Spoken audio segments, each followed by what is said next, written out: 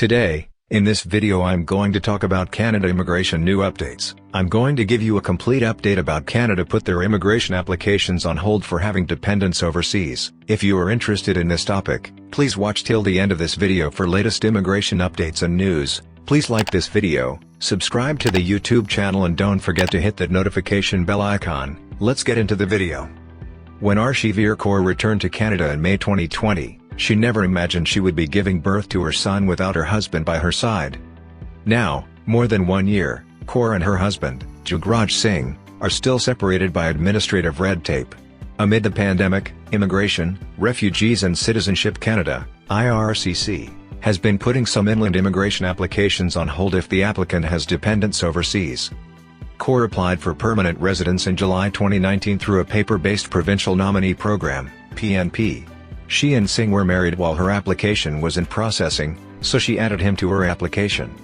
She had been in India for their wedding in January 2020, and the hope was that he would be able to get an open work permit to be there for the birth of their child.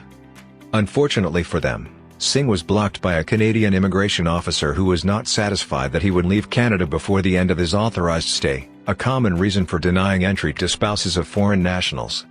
Since November, Kaur has been a single mother in Canada and Singh has not yet held his child. "It is a burden on my heart, I am bothering someone every time I need something," Kaur said. Moreover, during that kind of period, you need family support. You need your husband. She became one of many PNP and Express Entry applicants in Canada whose permanent residency applications were frozen by IRCC.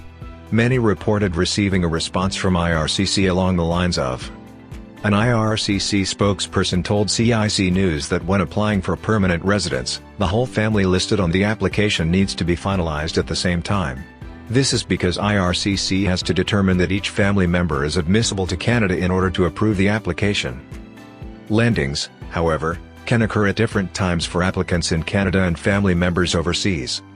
Because we are now landing principal applicants in Canada using the new virtual landing process, this could cause a situation where overseas dependents are unable to land before the expiry of their documents, IRCC wrote in an email. As a result, in some cases, the principal applicant in Canada had their landing delayed until we could be assured of the likelihood of family members arriving within the validity of the file.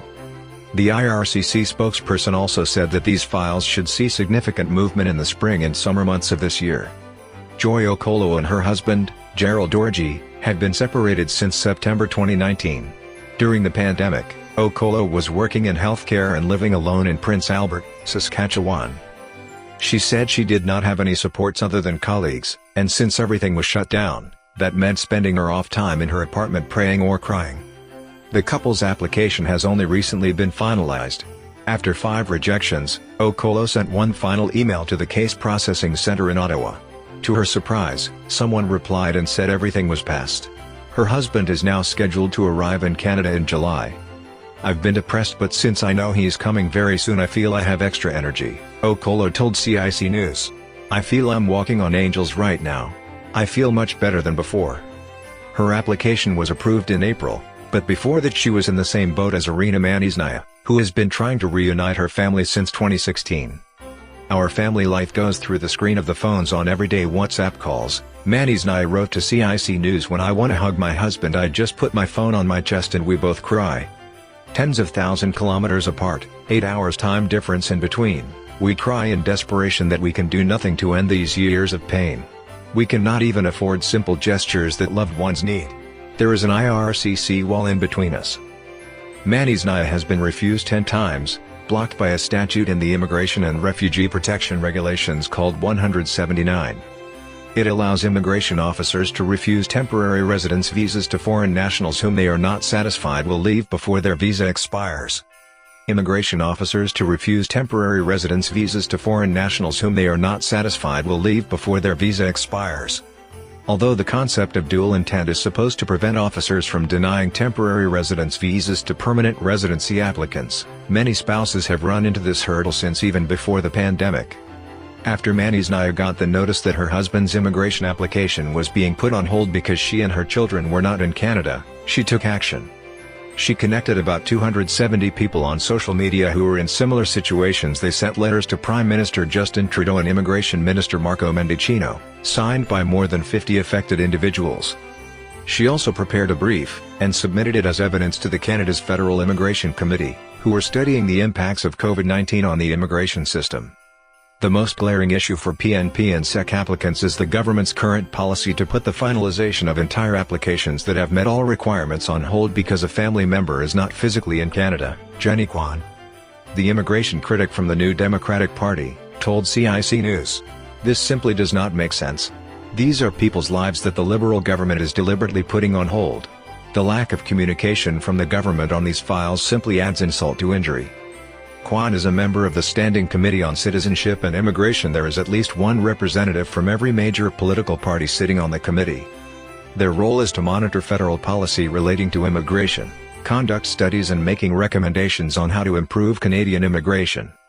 The government, which is currently led by a Liberal Party minority, has no obligation to make change, but they must at least respond to these reports.